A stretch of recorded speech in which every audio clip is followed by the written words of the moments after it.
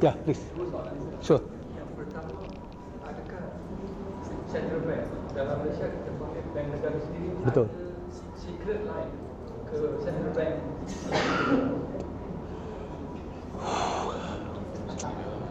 You see, jawapan tu bukan nak kata tricky. Of course, everybody will say it depends on which sources kita dapat. Okay, Central Bank was set up by, kita dulu kolonial, so it was through the through Britain that the Central Bank was set up. Do they have some shares or not? Exactly, I don't know, but all banks, all countries have to have some shares in IMF. And then there is this Central Bank of Central Bankers called BIS, Bank of International Settlements. And so they will have some control, because today we are no more a country, today we are a village. Okay, so the mother of all banks is Bank of International Settlements. So some form of control, I think there is lah, because money, gold cannot be used as money anymore around the world. This is under IMF rule. So they have taken that out. So if anybody were to use gold as money, you are doing it illegally. So these are all issues. That's why kalau kita want to go against that system, I don't think we are strong enough. We have seen Saddam, we have seen Libya. We'll just fade away lah. They attack. When just now we said they attack, I just want to see the practical, to understand the practical sense when they say they attack the currency, right? The coffee price can become like that. It can only be possible if they are importing for that coffee price. No. How actually is the mechanism? Okay, one is commodity. Okay, one you have the commodity market which is already priced in dollars. Okay, kita in the producing country of these coffees or whatever commodities, we are in our own local currency. Okay, so when you buy internationally, the trade is in US dollars. In US dollars pula, there is international trading of currency. So they play around with this currency, kan? They up their currency, they push down your currency, kan? So you say if US dollars goes up, you are happy, but if US dollars goes down, then macam 97 crisis, it was more a forex issue than anything else. So it's basically because they control lah, they control the clearing house. Gold today, please, for those who may think that, I'm going to buy gold tomorrow ke apa. I mean, for me, if you ask me, I said buy physical gold lah. Of course, physical gold ni dia mahal sikit. And then, but sekarang ni there is a lot of apps. I know at least 2 apps that can deliver you the gold, but I don't know how much gold they can deliver. Okay, there's one, you must have at least 1 kg before they deliver you the gold. But you can buy 5 ringgit, you can already buy. But what I like about their system, which we are trying to bring into Malaysia, is you can buy 5 ringgit, you can buy 10 ringgit. So I can buy or put all my ringgit into the gold account. So bila I pergi kedai nak beli, I just convert into ringgit and I just bayar immediately. Dia ambil very small fee. So my money is secured in gold. But boleh?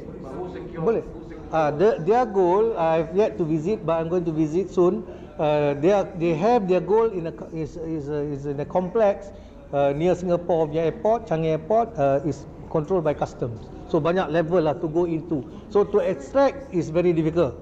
Tapi the issue is what happens nanti, because kita katalah small amounts kan, kita tak boleh pergi ambil gold ni. Itu je isu dia. Alright, that's number one. Number two,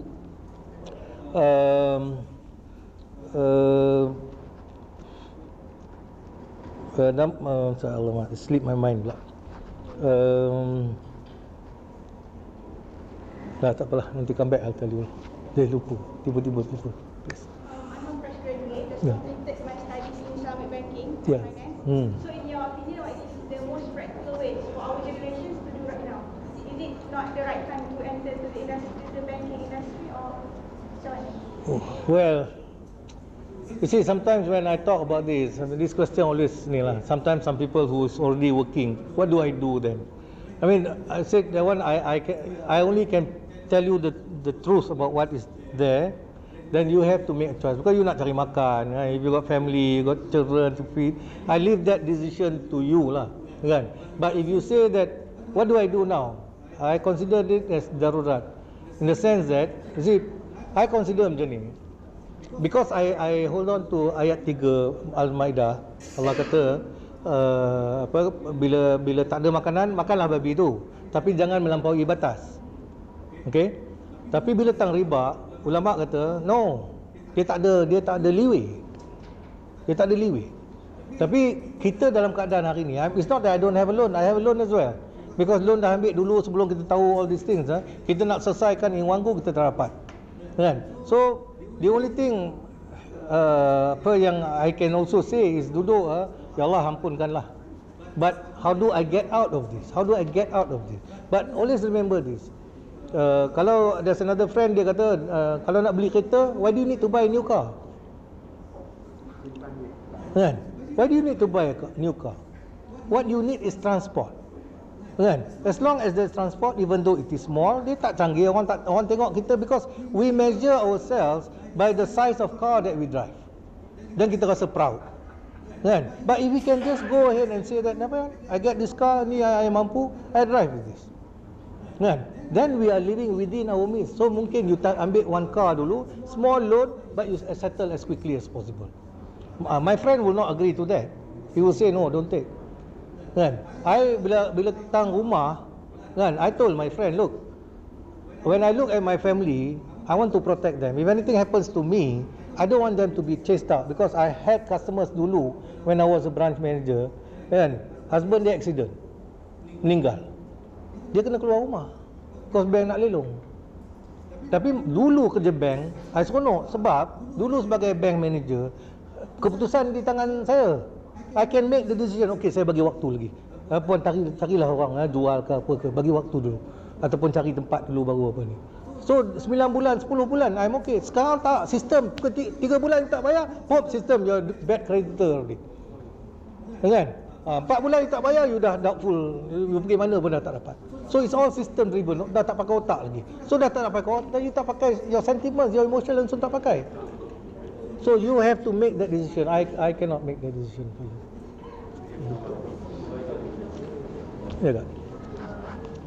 Why is the central bank still in the equation?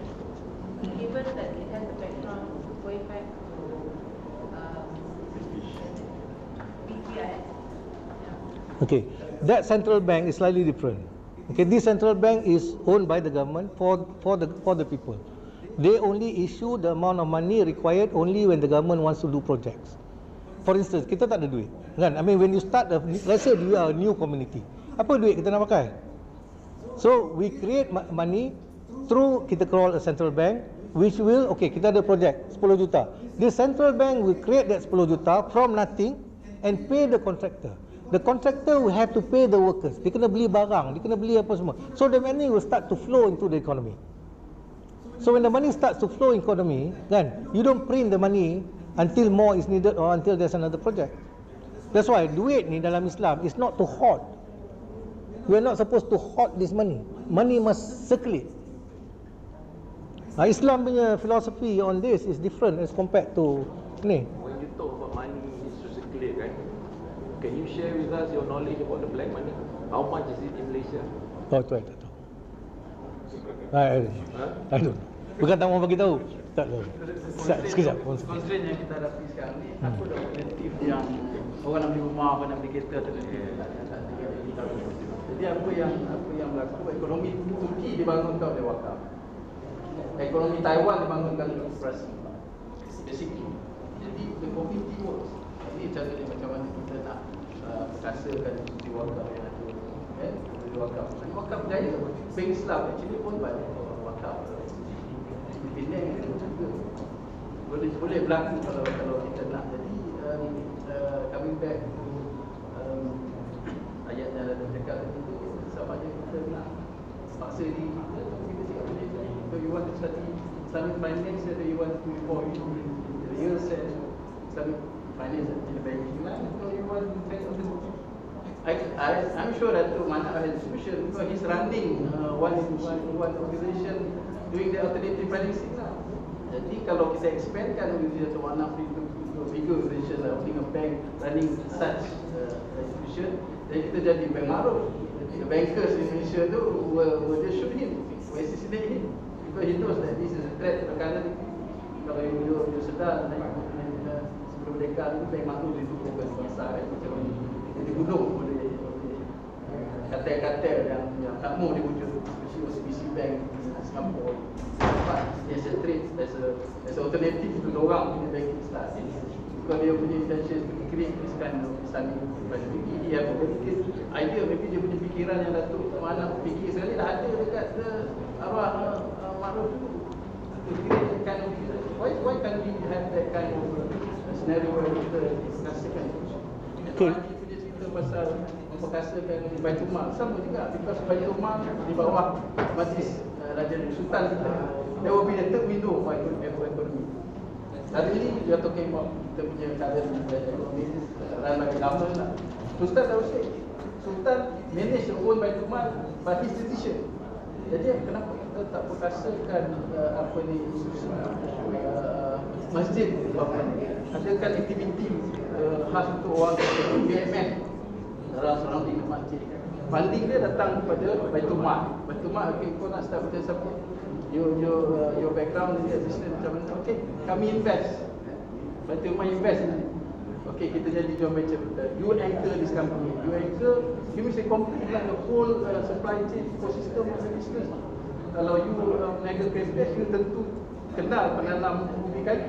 You mesti kenal siapa yang transporter, who the processor is, and the distribution channel yang ada di kalangan-kalangan macam ini. Jadi this is jadi bukan majlis agama Islam.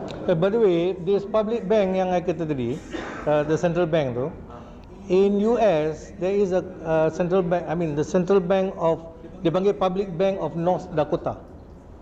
They do exactly like what we do, what I'm saying. And in Germany there is a lot of community banks that's doing what they're doing. So the model need to change. Firstly, as I said lah, satu umat, the mindset first. Because bila katalah, okay, I can tell you this lah. InsyaAllah, if I'm on track in terms of what I want to do, InsyaAllah maybe 2020, 2021, we'll be ready to call for the. I mean, by that time kita punya profit pun okay, we have a good track record, kan? Then we can show to the public to say that look, we are there doing this. Yang dia kata tak boleh all the 5 things, so there, I'm doing it now, kan? So now I need people to invest with me, kan? And all the systems are in place. Duit bukan I pegang, I put into trust fund. So the trust is, I will only look for the projects. I do the calculation. I call for the investment. Duit masuk, go to trust fund. Bila nak draw certain stage, trust will pay. Kan? So there's a different way of doing things. But by that time, will the Muslims be there ready to invest? InsyaAllah. In this side ada apa-apa soalan?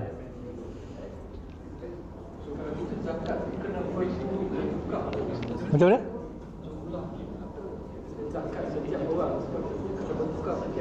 Itulah, itu sebab itu antara masalah zakat sekarang ni. Because zakat tu dia berdasarkan pada berat ya. So kalau kita punya income hari ni tak naik, then sekarang ni kita bayar zakat. And then because the level of zakat naik, because zakat pendapatan tu apa ni, then we may not need to pay income anymore because we fall into asnaf lah. Because of the monetary system.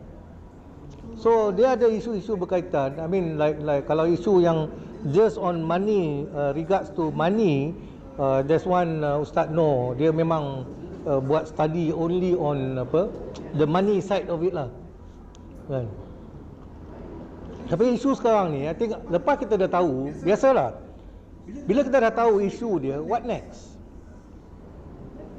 Okay, what next? This is basically a question to those who wants to avoid riba. Christians are not allowed to do riba. Jews tak boleh. Even there is some verses in Bhagavad Gita yang mengatakan Hindu not allowed. Buddhism pun not allowed. But all these things nobody really focus. The only thing yang very clear, yang Allah terang very clear, is in Islam I will wage war. So benteng yang terakhir, the last wall against riba is Islam. But we have allowed it in. As I said, as far as I'm concerned, we have allowed riba to pass through, unknowingly through Islamic banking. So we need a different model, either to koperasi, through apa ni. I mean, to me very simple. I don't charge any of this ni. So if there's any kepada your group ke apa, you think you want to do something that you think you need some ideas to contribute, I can always share. Any questions?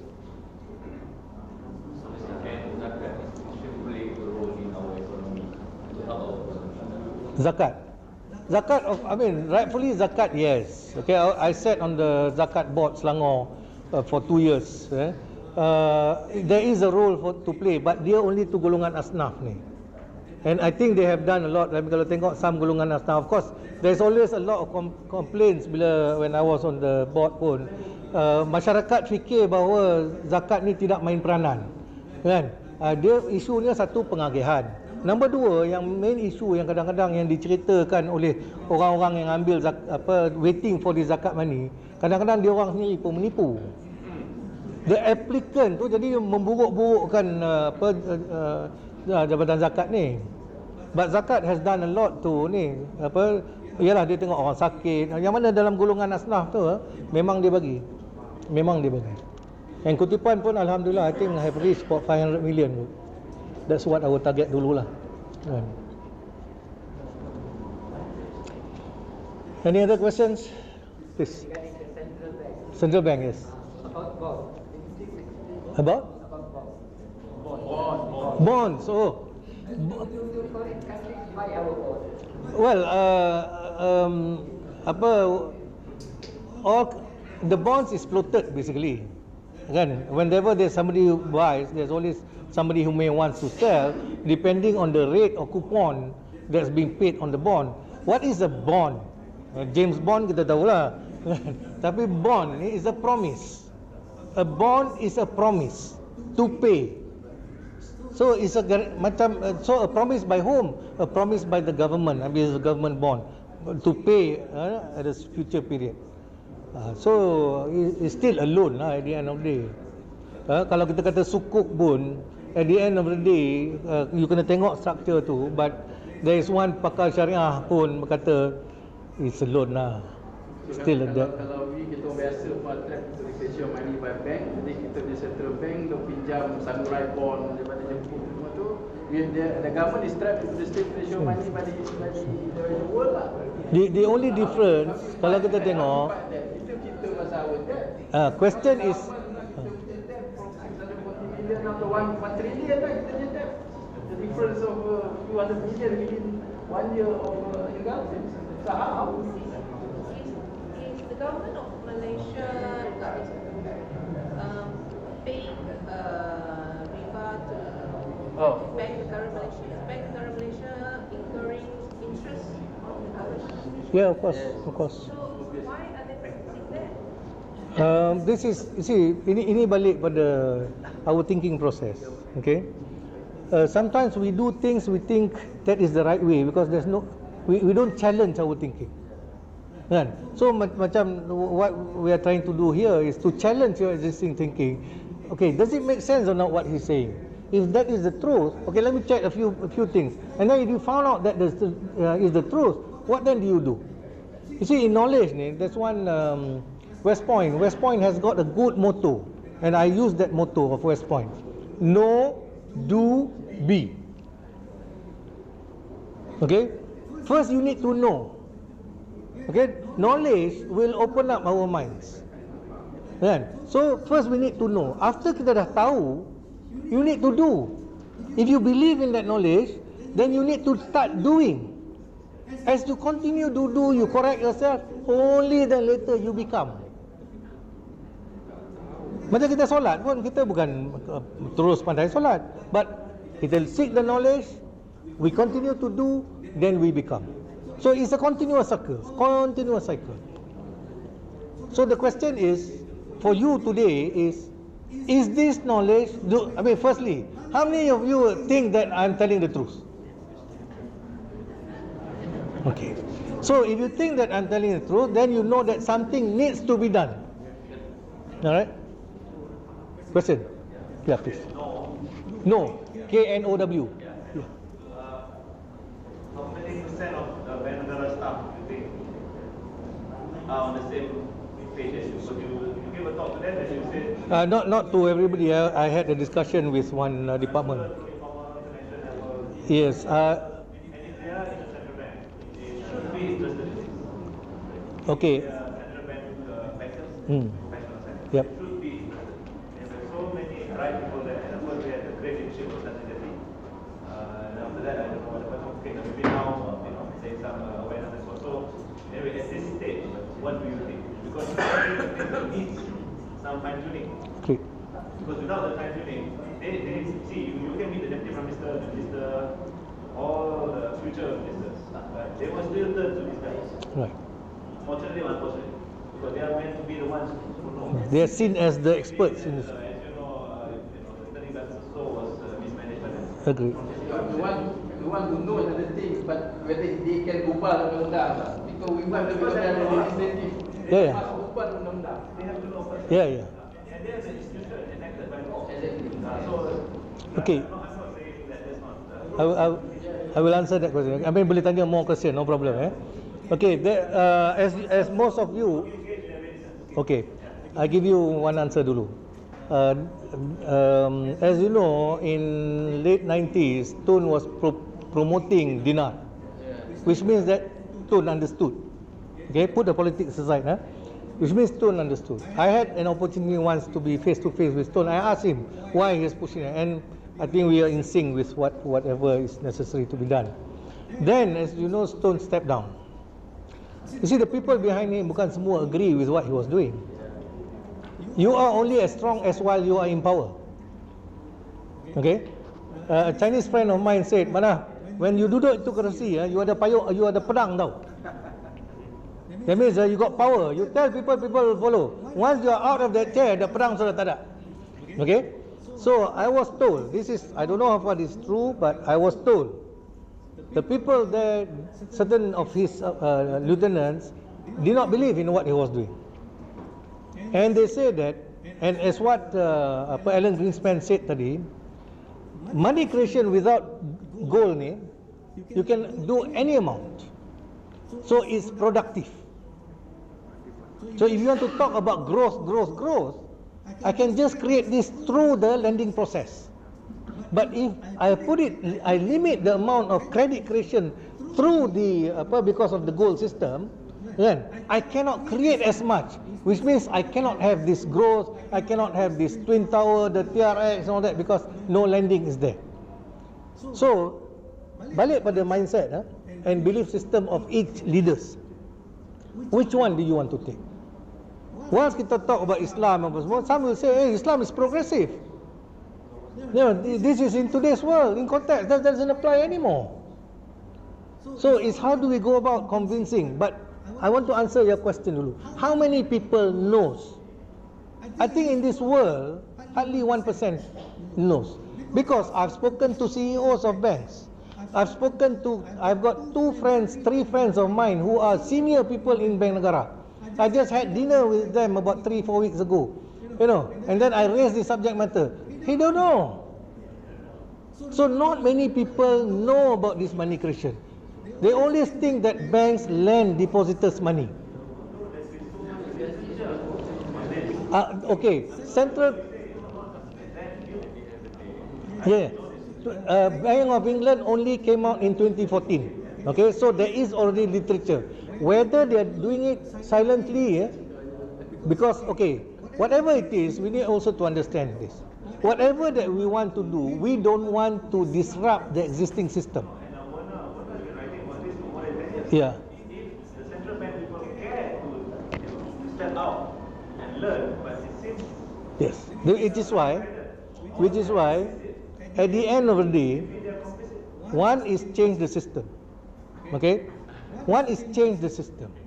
Number 2, you got to ask yourself, if I can't change the system and I don't believe in this system because I'm not going to be forgiven for this, then what do I do?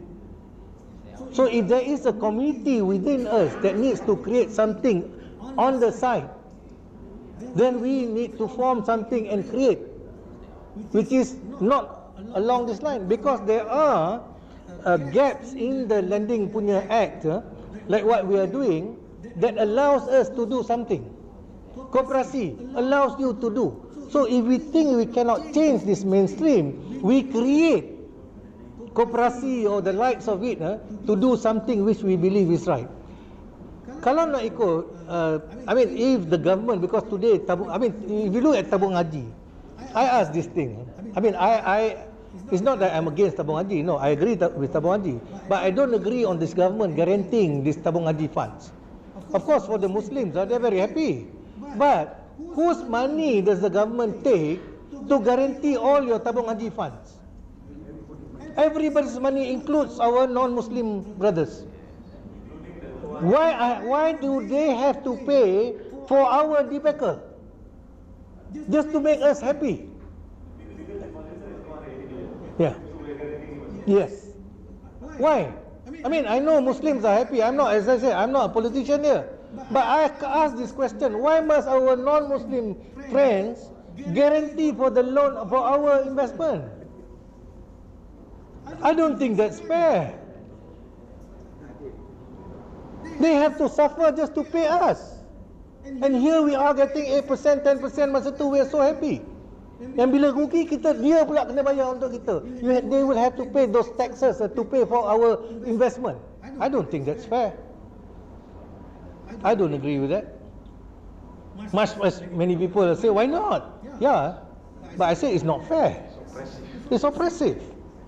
Yang mana salah, kita kena kata salah lah. Soalan tambahan. Yes. Kooperatif. What happened to Bank Rakyat? Bank Rakyat today is a bank. Yes. Central Bank. Fully. If you look at Bank Rakyat, 70% of their loans are to personal financing. 70% of Bank Rakyat's loan is to personal financing.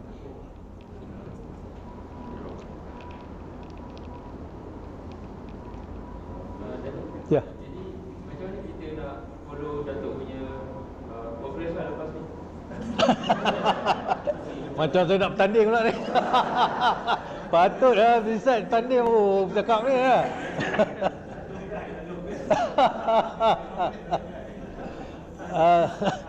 I'm with Isani, ada group dia orang kan. I'm also with MMJ punya group kan. Bila ada orang nak kahwin dengan saya kahwin lah. Tadi promosi bagus. I don't have any platform. I don't have any platform. I have friends in university, bila dia buat program, dia nak students tahu, dia ajak. Macam dulu one university they let me teach Islamic finance. Of course my Islamic finance is not what is taught in INSEAF and all those likes lah. Okay, I teach them enough musyarakah. It's musyarakah. How do you go about doing musyarakah? You want to do murabahah, how do you do real murabahah? Kan? But so if the graduates want to work in Islamic banks, they still have the same knowledge. Kan? Every year 2 kali UM will invite me to give lectures to their MBA students. Okay, and then over macam these groups, sometimes they call me. So I leave it to you. I don't have any particular platform that I ni lah. Islamic Bank is a part of Dajjal. Oh, question: Islamic Bank part of Dajjal? Islamic Bank. Islamic, I think like this lah. When they started, they wanted to do something right. Okay, I don't want to question their intention. I believe they wanted to do something right. And I say this, even bankers, senior bankers, the answer is bank lends depositors money. Senior bankers, CEOs, executive directors, general managers, this is what they are saying. So if they are saying that, what would the Sharia know? What would the Sharia know? I blame the Sharia only one. I have sat down with some Sharia people and I told them, there was this discussion that we had. Dia kata, wang kita masih disandarkan dengan emas. Our money is backed by gold. I said, no, this was in 2005. I said, no. Dia kata, no, Manap, duit kita masih disandarkan dengan emas. Alamak, how do I convince him? So I asked my staff, that time I was in the bank, I asked my staff, please write to Bank Negara. Bank Negara replied, we stopped using gold as our reserve. I mean, not today, they have small amount, very small amount, but not back to back. We stopped using gold as our reserve in 1975. 75. That letter is still with my friend. I made a mistake, I didn't photocopy it, but my friend photocopied. So, but why I blame them is they don't want to know. Okay, I tell you this. This is a very nice story, and sometimes I tell this at the start. Galileo, have you heard of Galileo? Okay, of course, some Muslims say that it is a Muslim that first invented the telescope apa semua. Tapi as far as history goes, okay, Nicholas Copernicus before Galileo built the first very primitive telescope, and he found that it is the Earth that rotates around the Sun, not the Sun rotates around the Earth. The position of the Roman Catholic Church at that point of time was the Sun rotates around the Earth. Okay, the Earth is the center of the universe, and they translate as the Sun rotates around the Earth. So because Nicholas Copernicus punya telescope was not so strong, then he died. Then datang Galileo. Galileo built a better telescope, still though primitive by today's context, but he confirmed that it is the Earth that rotates around the Sun. Okay, so he told the Roman Catholic Church. The Roman Catholic Church put him in house arrest in 1644 until his death. He was only pardoned, Galileo was pardoned by Roman Catholic Church in 1992. So, why I use this example is the same with our Sharia. I am like Galileo lah. And my friends, those who are is like Galileo. We found that something is wrong with the system. We want to tell them that, look, this is wrong. But the moment they see us, they chuck us aside. Instead of asking, show to us what you mean. So they are locked in by their own knowledge. You become, you see, this is the danger of academics. The danger of me is you sometimes become the prisoner of your own knowledge. Yes. So that's why we must always allow people to challenge us. Unfortunately for me, I was brought up that way. You know, I worked overseas, so there was a lot of debates and how I see why. I mean, I worked in UK for 3 years, and I see why they are, in that sense, we call advanced, is because I feel kita ni overly how do you say? Subservient. Kita ni, in general, you dengar je ada orang Datuk, dialah yang ni. You go meeting, ni ada Datuk, ni ada Tan Sri lah chair meeting. So kita surrender all our thoughts to someone with that title. In America, in England, tak ada. You challenge, he's your boss, you challenge him, but you don't put him down. Kita dengan hormat, kita challenge the thinking. So the thinking is expanding. It's not that I am the only one right. Kalau kita ada mentality, I am the only one right, we cannot grow. So we must allow people to challenge us. At the end, we can make that decision. If we are wrong, we have to say we are wrong. We don't know everything. But unfortunately, my dealings with many of the Sharia ni is they don't want to listen. I tell you one more example, and this one I sedih because this was towards the end of my period in Bank Muamalat. Kita found banyak rumah terbengkalai. Okay, rumah terbengkalai. So I asked my team to investigate.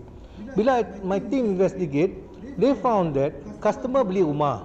Okay, dia orang beli rumah dengan harga, katalah example untuk senang faham, ada slide dia tapi panjang lah nak cerita. Dia beli rumah dengan harga 100,000. Okay, okey, tolaklah kata dia bayar deposit tu semua, kita tak payah cerita. Dia ambil loan 100,000. Dia pergi ke Islamic bank. A pergi Islamic bank, B pergi bank konvensional. So dua-dua bank bagi 100,000 as a financing. Tapi the conventional bank will give a loan of 100,000, then they will charge monthly interest. Islamic bank, oh you nak ni, oh saya tak boleh bagi loan. Oh macam mana? Saya kena beli dulu rumah tu dulu tu. Okey, saya pun belilah, bank belilah daripada pembeli rumah dengan harga 100,000. Dan jual balik pada customer dengan harga 300,000. Okey, bekas jual beli. Because dia nak bayar 20-30 tahun. Okey, and then in between developer naikkan rumah. Bila naikkan rumah, 10%, siap 10%, bank bayar 10%, 10,000 lah kata. Siap 20%, bayar 10,000 lagi dah, 20,000. Siap lagi 10%, dia bank bayar lagi 30,000. So duit yang keluar baru 30,000, dan rumah terbengkalai. Rumah terbengkalai. Bila rumah terbengkalai, kan, after some time bank minta bayar balik lah. Conventional bank, dia minta, okey, kita baru keluar duit 30,000, you bayar balik 30,000 plus interest selama berapa tahun yang kena charge. Pergi Islamic bank, dia kata, you kena bayar 300,000. Kenapa kena bayar 300,000? Rumah pun tak naik. Pasal I dah jual rumah kat you. Mak, you jual rumah apa? Rumah pun tak siap. I sat down with Sharia Advisory of Banks. I think about 6-7 of them. I said, tak boleh lah ni. Dia kata, no, it's buy and sell. So, kalau kita nak pakai betul-betul jual beli, okey, you kena bagilah rumah tu kat I, then I bayarlah 300,000. Ni rumah tak dapat, makanya jadi bankrupt. Rupa-rupanya bukan Bank Muamalat saja kena. The whole industry dekat 500 orang, itu yang pergi komplain dekat PPIM. So PPIM call me because I had a friend there. I studied all the account.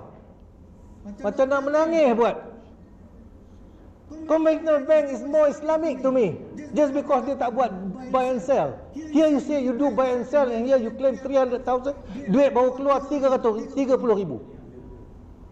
Duit baru keluar 30,000. Tengah-tengah saya buat, I dengar satu captain, army captain made a bankrupt.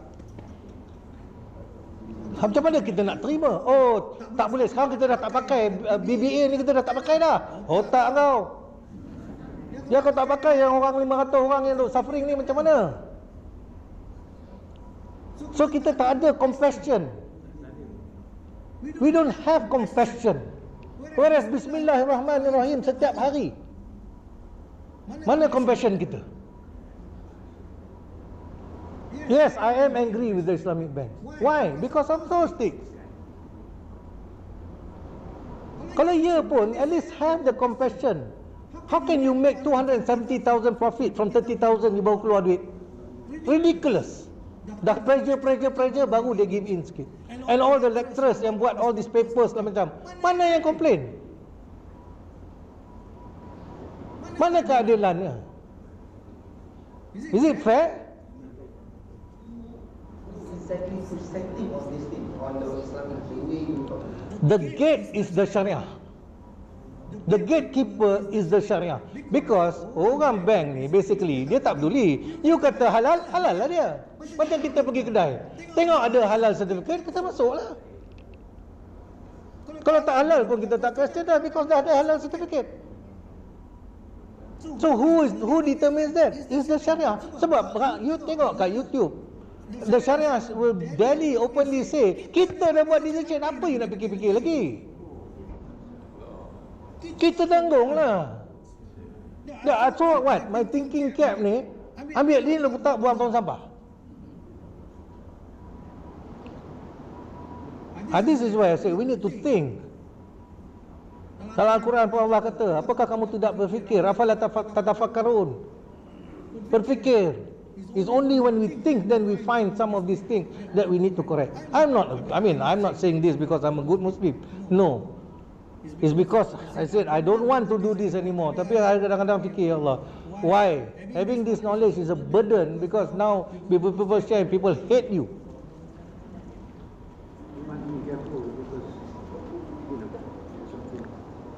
Allahu Alam. I'm sorry if I'm a bit harsh on my words on certain because I'm definitely upset and disappointed. Waalaikumsalam.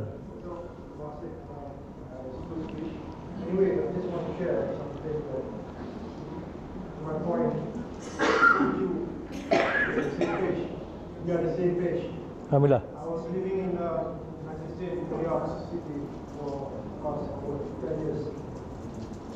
And yeah, I've been promoting all these people. Finally, I met the Limra Sufyan Limra, and then his Mahadis. 8 years from him, finally in the middle of that, mashallah, I learned about riba. Amin. And we have community like 3 million Muslim over there against 380 million population over there. Yeah. Alhamdulillah.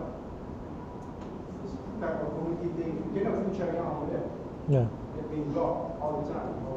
Right. So what we do is actually we just communicate with each other and try to do our own ways, our own communities. And now finally we had 2 relatives in the Senate, which is Muslim. Yeah. Alhamdulillah. Somali refugees and now Palestinian refugees. Alhamdulillah. 2 women. But I tired. What I can share is now I came back from 10 years I never came back over here. So my time now to actually do something. It's my mujahada. So I'm trying to find a way to come here, purpose, mission. Just trying to help, share something. Inshallah. I'm not one thing. We got to start from someplace.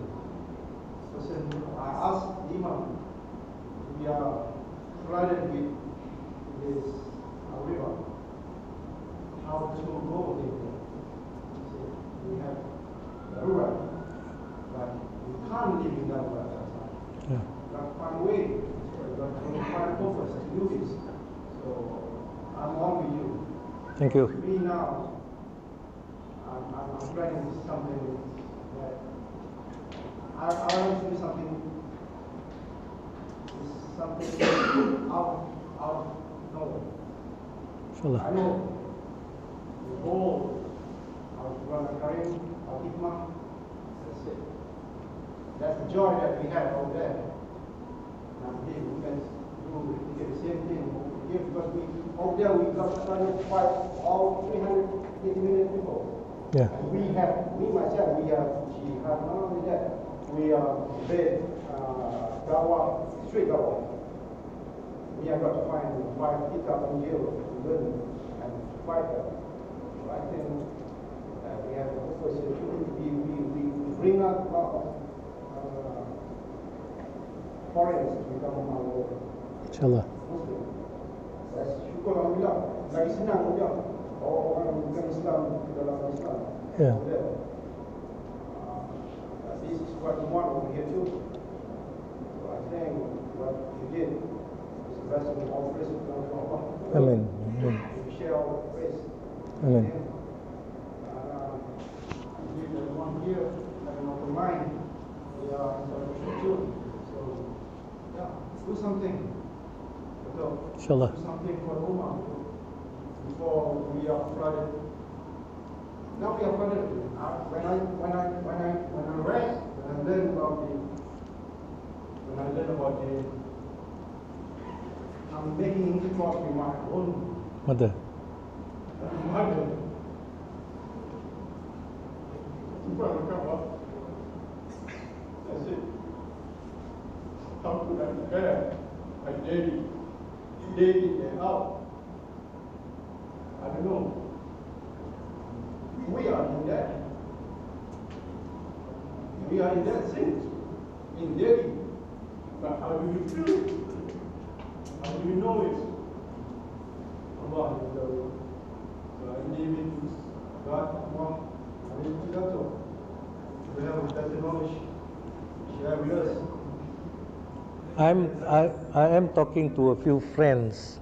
I mean, in Middle East and all that, trying to raise funding. Because right now, what I'm doing is with a non-Muslim friend. Yeah. And Alhamdulillah, when he came to see me, 2 years back, he said, I have a money lending license and I have a central bank Schedule 3 approval. We can do this. So I said, look, I left even Islamic Bank. Don't ask me to do money lending license. So he said, what do you suggest? So I said, let's do Islamic finance. And Alhamdulillah, he agreed to it. All right. So so this is where our starting point. We are still struggling to a certain extent. Inshallah, by end of this year, we can show some profits. And by next year, if we can do better, then that's where I hope to take this either to one of the Islamic institutions, or even open this up to the public, because by then I would have a model that works. Alright, I have a Sharia team, yeah, inshallah, but we need the capital. In order to do this, we need huge capital. So the only way to do this is, I believe Islamic finance must be under the umbrella of Sharia, Securities Commission, not banking. Yeah, so, but at the end, as I said, I'm trying to get funds.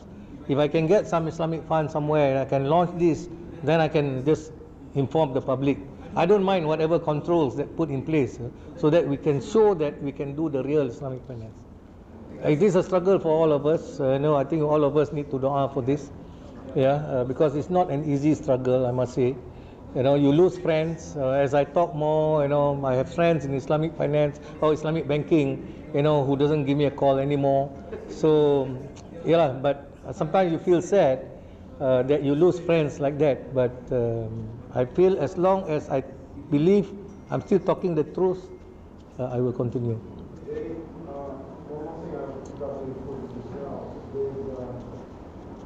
This thing, however, professional right now, they are back to back with canon law,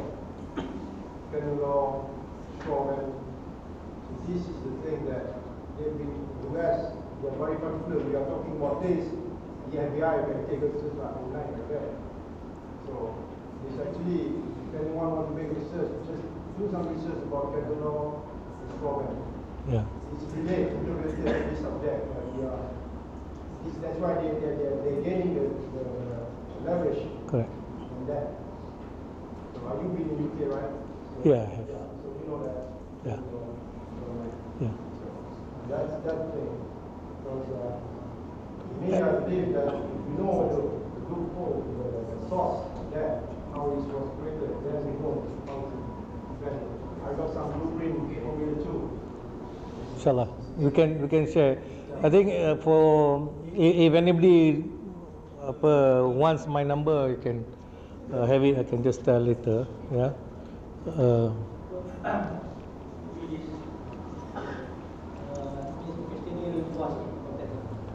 In the current news that we listen now, global finance collapse with all this news that financial has significantly changed limit. So what is your comment on that? Because the news is saying that this is going to happen very soon at the time. So what's your comment? And perhaps what is our real impact? Well, as I said, if you read the news, there are several news that's already coming out to say that the recession is coming. Yeah. There's one bank, Maybank, out of Singapore. They have already published an article to say that they project that or forecast that Malaysia will be in recession in the second half of 2020, right, which is next year. Right now, as you know, there is 24 billion in terms of properties which are unsold. Which means so developers are stuck with 24 billion properties. Which is why the government came out with this recent budget to bring down the foreigners buying from 1 million to 600,000. So, but that will only help the developers. Okay, it's not going to help the man on the street. Yeah. So as far as the recession, for me, if I look at the numbers, the 10-year cycle, I do believe the 10-year cycle is going to come. Exactly when, I don't know. But it's not going to be 2019 for sure, right? Because the interest rates over the last few years has been very low, right? In fact, there was one country recently, I forgot, I can't remember whether it's France or one of the European countries, where they are now giving negative rates for a loan that you take. I think it was Denmark. You demak, that means you take a loan is negative rates. That means minus. I mean the bank will subsidize your loan in that sense. If this is something unheard of. Why are they doing this? Because they need to shore up their balance sheet. Yeah, otherwise the market will know that their balance sheet is not performing, and then the downfall will be faster. But nevertheless, it's going to happen. And when it happens, as I said, I don't see the banks extending repayment period, because all these crises from 87 that happened, how does they prompt the economy again? Give an extension of repayment, housing loan repayment and car loan. And then 97 crisis, extend the repayment again, to 25, 30 years. Then 2008 crisis, extend housing loan repayment to 40 years. So actually we have not recovered. We only recovered because we extended the repayment period. As a result of that, those people who couldn't buy houses those days can now buy those houses. All right. So the economy is being pushed through the housing market. So the underlying markets is not really moving in that sense. So this is with this China US issues. I mean, it could blow up. I don't focus on that, but I see that it's going to be an issue. So to say exactly what's going to happen, I don't know. But if you have money, save. Yeah.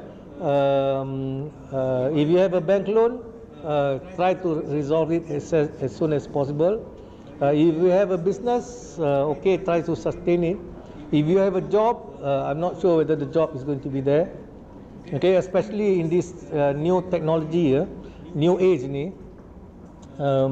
I did a program for a Belgian company in Singapore. We call this thing VUCA. Have you heard of VUCA? Okay, for those who have not heard of VUCA, V stands for volatile. I mean, this is the market that we are in today. V for volatile, U is uncertain, C is complex, A is ambiguous. So the market is very ambiguous. You don't know which is the direction. With this technology coming, whether money is going to be crypto, technology, your business may disappear tomorrow. Like they say, the biggest hotel industry, hotel owner today is Agoda, B&B, and they don't have a single hotel. So these are the new business models. So with this business model, as a banker, I pity the banks. I mean, those working in the banks. I don't see the need. I have not walked into a bank branch for the last how many years? Because when I need money, I just go to the ATM machine, or I use my debit card. I don't go to the bank anymore. So the bank branch is not necessarily needed, because everybody is using dia punya dia punya handphone. So why do you need to go to the branch? All payments not by electricity, all through that. So why do you need there? So the number of transactions within the next 5 years is going to reduce. I also sit on the board of OpenSeas, which does ATM machines. The number of ATM machines is being reduced. In Indonesia, they are starting to close certain ATM machines. In Europe, they are closing about 200 ATM machines per year, because cash use is getting less and less. So all this is going to affect those who work in the banks. Also those at the counters. Google has come out with a shop where there is no cashier. You just swipe your handphone, and as you go out, you swipe your handphone. You just leave your food item, it go into your account straight away. So these are things which are happening. So this is why it's a VUCA age. Very VUCA age, a lot of things uncertain. So for those students, you have to decide what you learn. I was talking to an accountant. You see, how many of you have heard of CIMA? Chartered Institute of Management Accountants. Chartered Institute of Management Accountants, the head office used to be in London. Okay, then they merged with US, and now they have brought the CIMA punya headquarters to Malaysia. I didn't know that. So my friend was doing a program for them. So he said there's one company around the world, because it's an international company, around the world they have about 800 accountants to do monthly statistical projections to come up with the next 3 months new projection. It takes them 3 months, 800 people to do this projection for the next 3 months. Those people are just busy doing all those things. Then quietly, without informing the rest of the organization, the CEO engaged 4 people using AI, artificial intelligence, and data capturing and all that. They were doing at the basement to do all these things. what they took 3 months, 800 people to do, 4 people took 2 weeks to do. So the question is, where is this 800 people going? This is the disruption that's going to happen in the marketplace. Don't talk about all this, monetary system apa semua lagi. All these things are going to cause disruptions again. So where do you put yourself in the next 5 years is going to change significantly. Significantly. So how do we prepare ourselves for this change? Yeah? Anything else? Can we target our education system to just teach them about this, or is it prohibited to tell them the truth? Well, so far we have been doing there is this group which I'm in, Movement for Monetary Justice, MMJ. We resemble closely with Positive Money in UK. There's one in US. Around the world, many of these groups or NGOs have already surfaced, realizing from the 2008 punya financial crisis, they realized that something is terribly wrong with the system. This subject matter has been raised in the UK Parliament, but no parliamentarians attended except for very few. In Malaysia pun not too many politicians are interested because it doesn't help their position. So then there is Yayasan who organised this. So pockets people are doing something. So I think never mind, as long as these people are doing things, creating awareness and all that, then inshallah as and when we can support whichever initiative we support lah. But we need to be aware about what's happening where. But educating, by all means, please, once you know, that's why I say you can have my material. I got no issue with it. Only thing is just use it for the right purpose. But how can we reach the masses with this knowledge? This is as best as we can do at this moment. The budget announcement about bringing down the property for foreigners from 600. I can see it benefits only 3 people and not the main. One is the developer. Yes. They get the clients. 2 are the bankers. So the banks keep on being happy. And thirdly is the foreigners. Yes.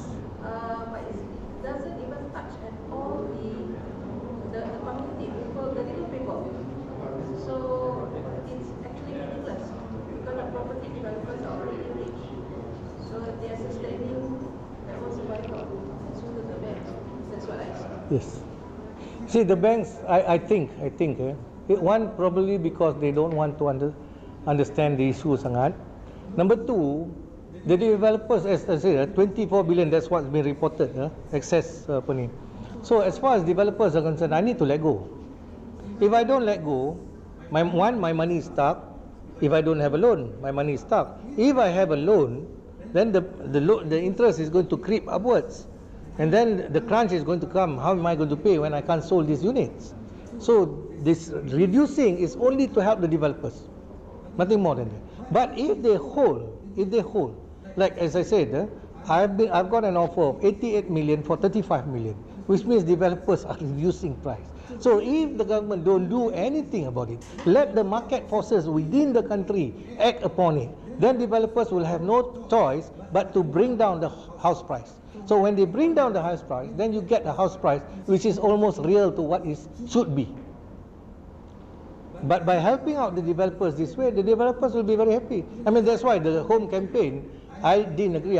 Me and a friend, we met up with Tengku Bahrain, the Deputy Minister for Housing, to tell him about this. But they didn't understand the issues.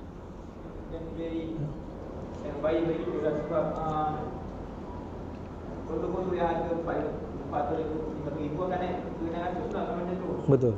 So kita dah tak ada, kita nak realistik lah. Yes. Kita yang gaji 6,000 nak bayar untuk 400 pun senang. Macam mana kalau dia naikkan 600 kita pun? No way. Habis. I got very sad dengan turunan juta kena harus very dangerous tu. Okay tak? Duduk bukit sungai. Bukit mak. Betul, tapi benda ni memang paling penting lah kan. Okay, there's this ni, Zaki has put up kat situ, Unriba. There is Unriba pun, I think there is dua group yang I know sekarang. One is Unriba. Then the other one is Movement for Monetary Justice. I mean, they regularly organize talks, but to try to reach as many people as possible lah. Tapi macam ni lah kita tengok. I mean, this is not a subject that everybody is interested in. You know, you have this crowd. You don't have 1,000 people in a crowd, kan?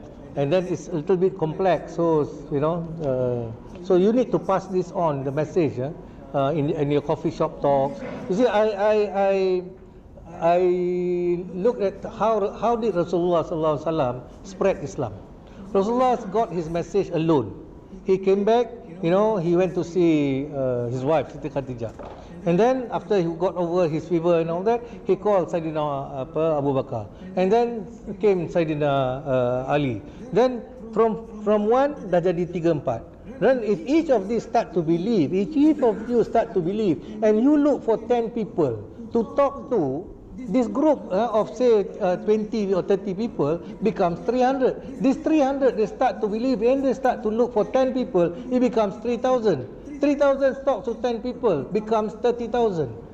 So it's about our belief system. Do we believe in whatever you are doing? There must be some passion about whatever that we are doing. So I mean, bukan nak membaga diri ke apa, but the few of us that continuously do this is simply because we feel that the public needs to be educated. So Prof Nazari goes down wherever, he's not paid for any of these things. Do you foresee that if you come up with the truth, spread the truth, especially on this finance, and then we have this big military financial complex out there, the powers that be, very powerful, and if we spread the truth, do you foresee that little people like us will see the onslaught of fitna, being incarcerated, because we try to have an alternative finance solution?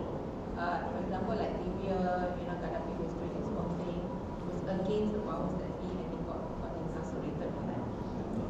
I will not be surprised. I mean, as I said, even amongst Sharia, kan, we are not welcome lah, kan. So Alhamdulillah, I got a few who's willing to listen. But sometimes when it comes to technical things like the banking money creation tu, they also cannot explain. Not many people yang boleh jelaskan. I mean, bankers pun tak faham, kan. Ini kebetulan, I don't know how, but Allah lifted up some veils and I nampak benda ni, kan. That's why I'm trying to tell. And whenever I talk to this, I ask a banker, how do you give your loan? Oh, iyalah. Betul baru dia sedar that they create money. I mean, they create money through the loan process. So, but anything that is on the right path, I think there is a saying like, if you're on the right path, you will find obstacles along the road lah. Yeah.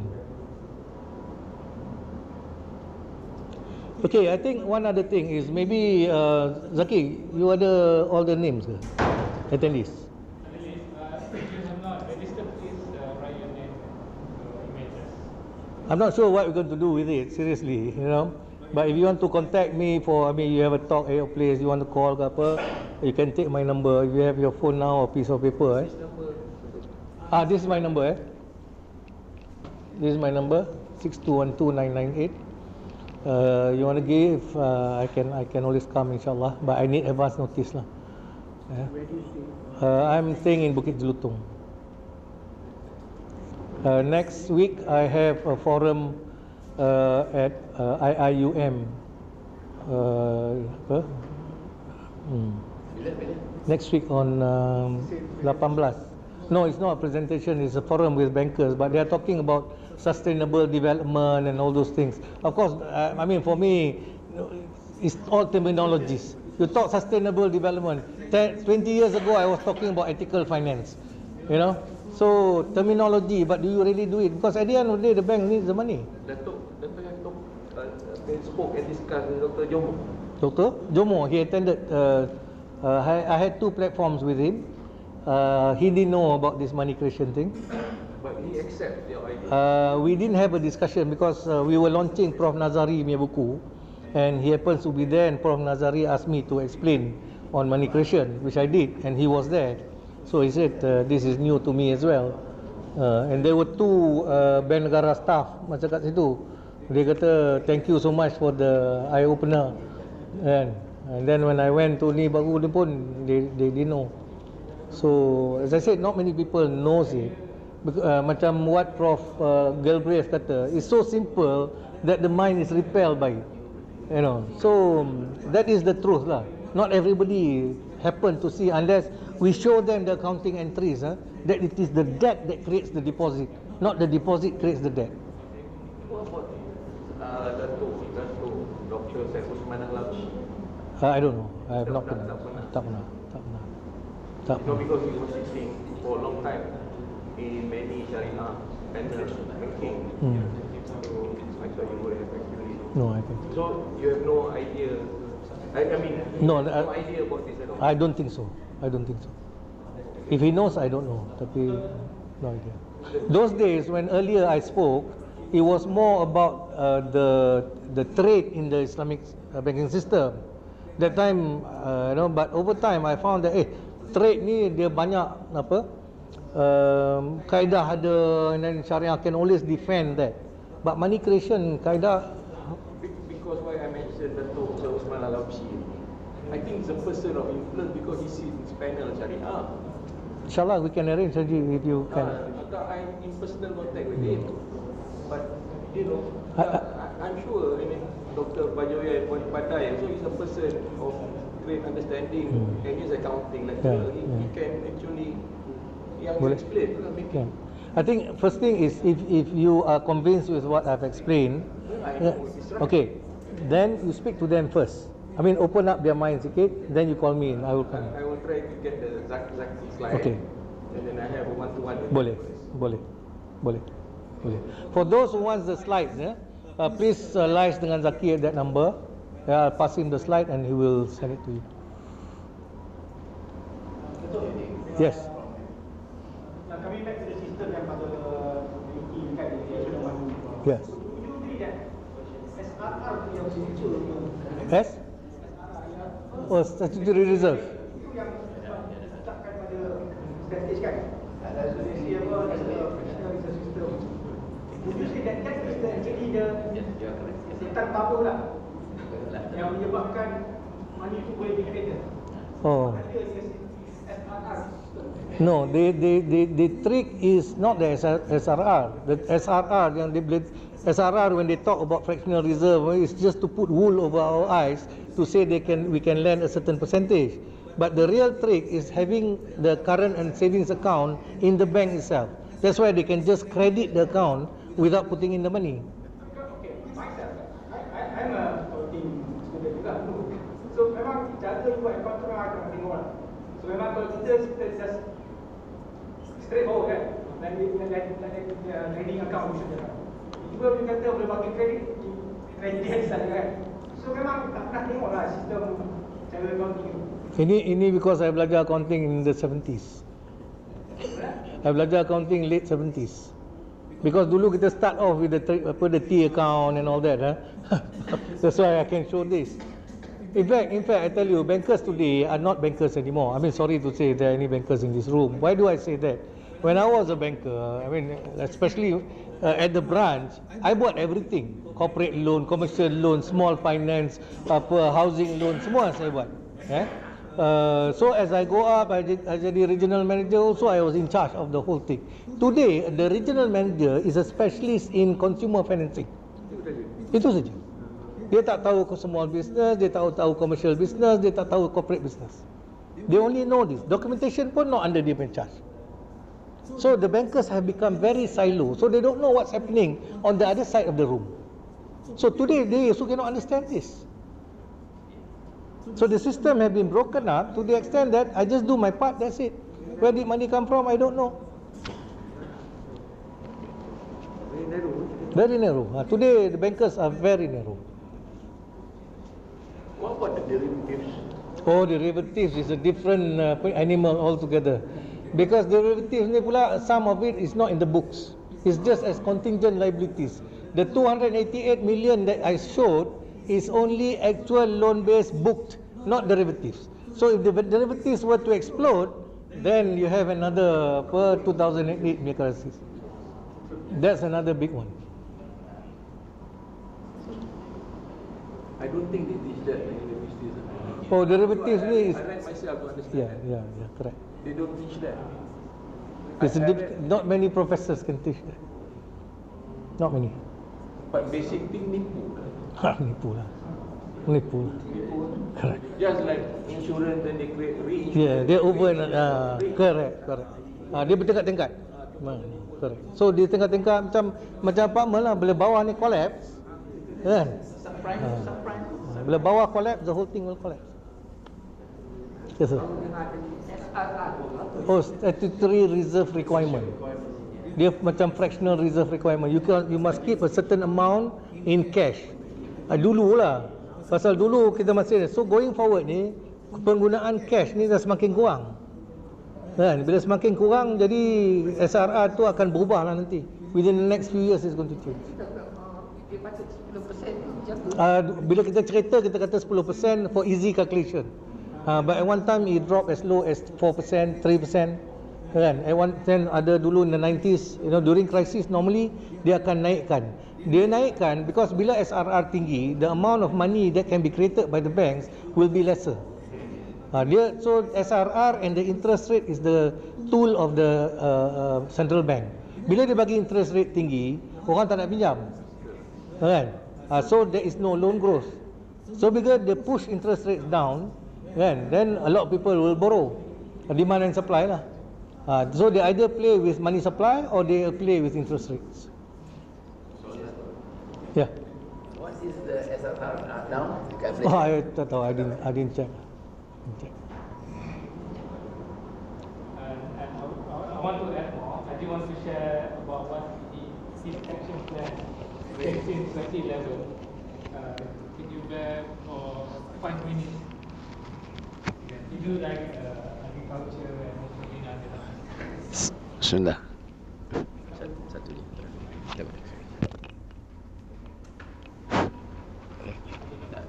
Haji suara kuat.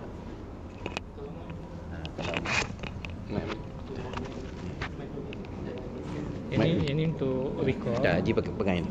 Tak payah, just tolong cakapkan. Assalamualaikum warahmatullahi wabarakatuh. Nama saya Awaluddin.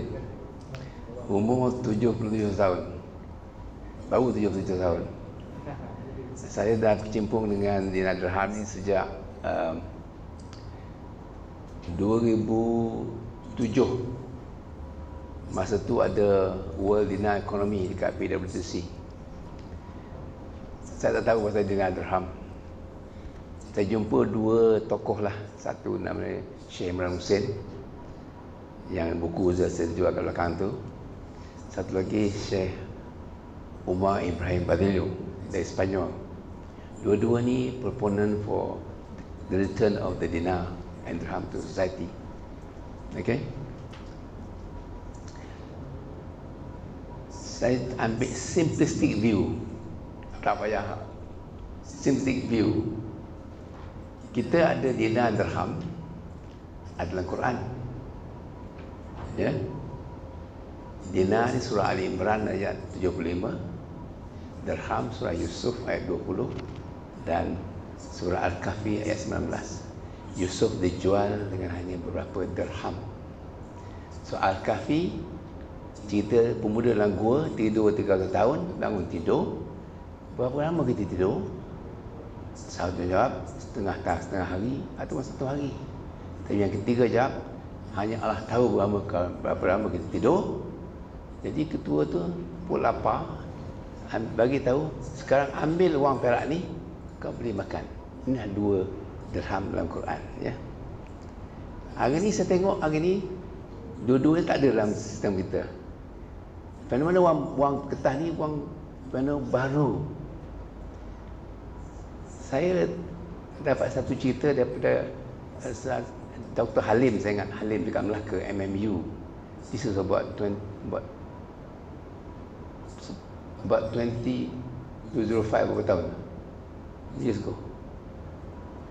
Dia cerita kejadian wang kertas. Dia kata nak cari wang kertas ni, kata balik kepada Europe or England in the 17th century. Saya farmer, pakai duit shilling. Shilling ni maknanya daripada perak lah, ya. Nak pergi shopping. Sampai ke tempat yang susunya sikit, perompak keluar. Perompak ni pakai topeng, tahu pistol, stand or deliver, kata dia. Tak bagi duit, tembak kau. Bagi duit ke dia, termenunglah saya ni. Dia dah kena lompak. Fikir dapat satu idea. Ramai-ramai fikir pekan, simpan duit shilling kita ni, perak ni, dengan tukang emas. Dengan tukang emas. Tukang emas ni korang simpan sebab tukang emas ni ada special.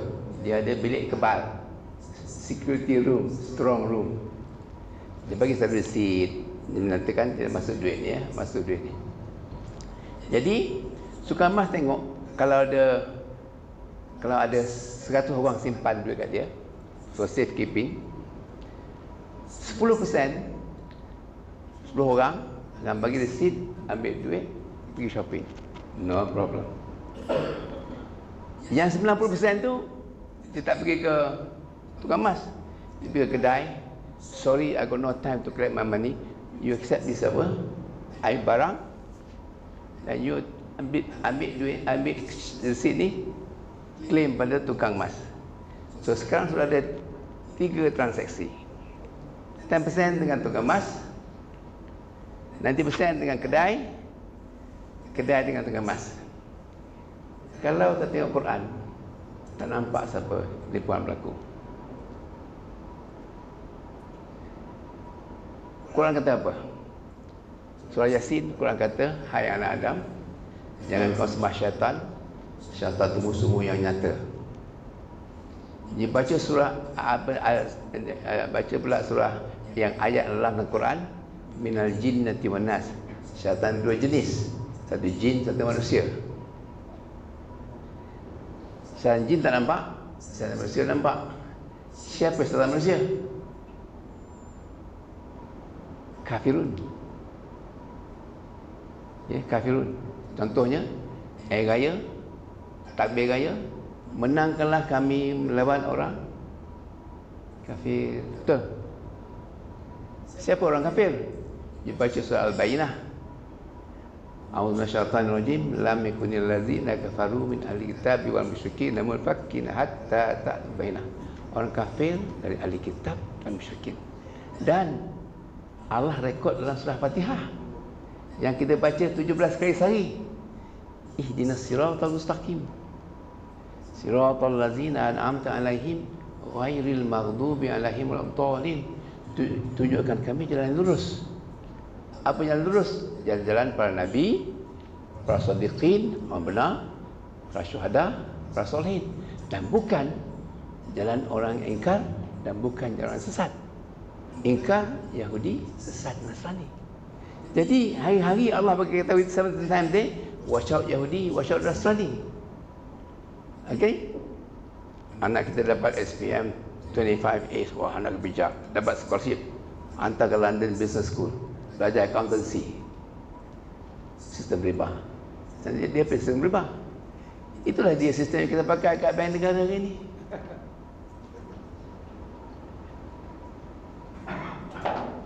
Tak tahulah, betul tak betul, tak tahulah. Dia detail pada saya ni. Dia buat play benda ni. Dia buat untuk nak fahamkan anak murid dia. This was good. Supaya tentang go lah, ya. Jadi hari ni apa saya buat yang senang saja. Saya belajar daripada syekh saya, dia kata, min the dirham and use it. So saya buat di masjid Sayyidina Khattab, I minted the dirham. Nama dia dirham dalam belakang tu, dirham masjid Sayyidina Khattab ataupun dirham samanid. Samanid tu ialah satu dirham yang dibuat di kurun 10 di Bukhara, yang dirham tu dijumpai di kurun 20 di Kanada. Dia bergerak daripada kurun 10 Kanada. Dan orang yang menggunakan dirham tu, yang jumpa dirham tu, masuk Islam. So dirham ni bukan hanya untuk medium of exchange, untuk measure of value, ataupun untuk store value. Dia juga berdakwah. This is the most interesting they have to find out. Paper money tak boleh berdakwah, but dirham berdakwah. This is the most important that as kita kena kembali pada sistem tu, sebab that system coming back, only we don't know when. The sooner we get into the habit of practicing semua ni. Jadi my suggestion is, you balik kalau nak buat kerja ni, you balik ke masjid, you jumpa jalan kuasa masjid, cerita pasal ni. If better still, panggil Dato Manap ceramah dekat masjid tu. I want to do it. Dan lama nak 2 tahun dah nak panggil dia dekat masjid saya, tapi tak dapat lagi, ada halangan. Satu kata apa dia, ini minta permission dulu, kena tu surat berjawi, minta permission. Dah dapat permission dah. That's why I'm inviting you next untuk terima, insyaAllah.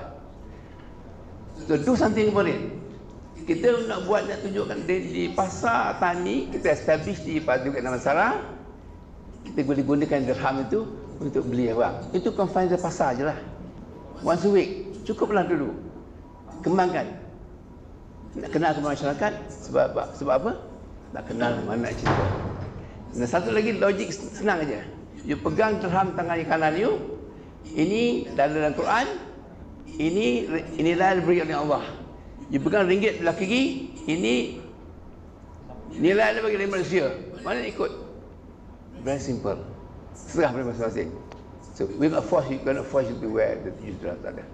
Hanya iman saja yang mendetik you pakai dirham. InsyaAllah.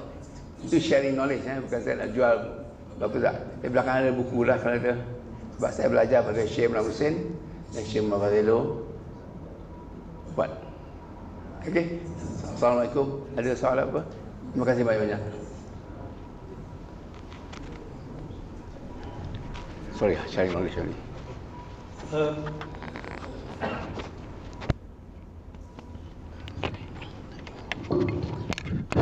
Ada ni.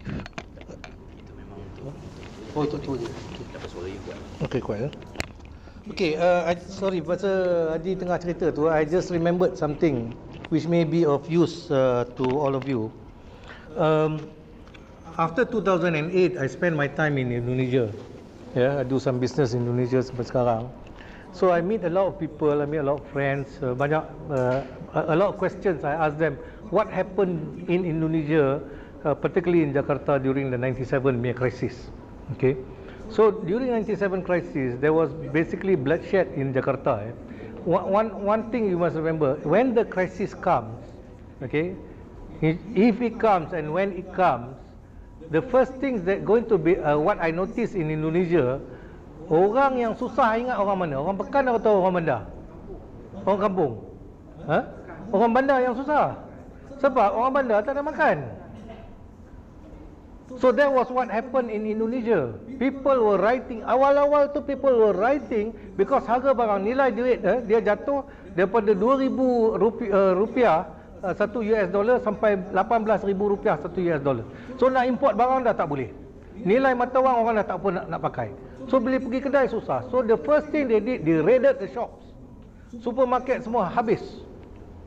Bila supermarket habis semua makanan, dia nak pergi makan apa? Itu sebab rusuhan akan berlaku. Okay, that's number one. Number two, this kawan saya ni, my friend, so I asked him, what did you do? Dia kata during crisis memang we suffered, but Alhamdulillah after the crisis he got a big job, he made some money. Okay, so when I went to his house in Yogyakarta, I was amazed. So with the money that he got after the crisis, he bought a 20 hectare piece of land. Sana pakai hectare. So 20 hectare is about 40 acres. Okay, which is huge lah.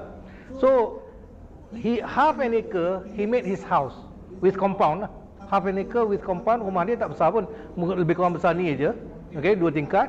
So that is his house. Then you ada jalan kereta dalam kawasan rumah dia, kereta untuk dia park. Lepas pada tu, half acre dia buat fish pond.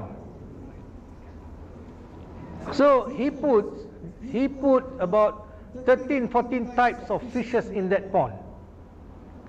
Then he call orang kampung, he said, okay, you pandai tanam apa? You pandai tanam apa? Saya boleh buat padi, saya boleh kopi, saya boleh sayur, saya boleh ni. Okay, you tanam ni, you tanam ni, you tanam ni. Tapi hasil kita kongsi lah. Okay? And then ada plot dia buat ayam, kambing. Dia buat ni 2002. Semenjak 2002 sampai hari ni, gula tak beli, apa ni, beras tak beli, sayur tak beli, ayam tak beli, ikan tak beli. Kan? Yang dia kena beli macam gula tak boleh buat gula kan. So you kena beli. So keperluan duit banyak mana? Sangat banyak.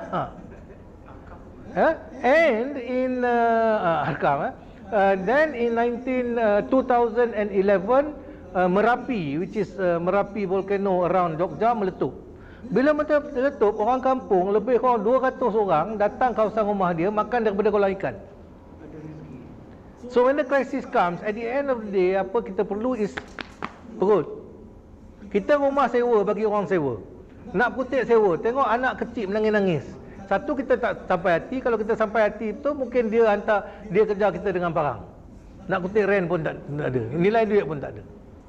So the point is, when I look back at all these things, yes, this story about Al-Kaf and all that, you cannot run away from that lah. Kalau Allah betul-betul berperang dengan kita, then what do we do? So he has his own Al-Kaf lah in that sense. Go dia. That he can survive. Orang lain semua akan hancur. Dia tempat makan dia ada, sayur dia ada, ayam dia ada, semua dia ada. Okey lah, makan, minum kopi apa tanpa gula, lebih sihat. So, I mean, for me, that is my last dream lah. You know, not to have that acreage for the family to say, if anything, I can create my small village here. In Europe, they have banned certain parts of Europe. Yeah, they tak allow this because they don't allow the community to do it. Oh, okay. Okay, itu saja for me for today.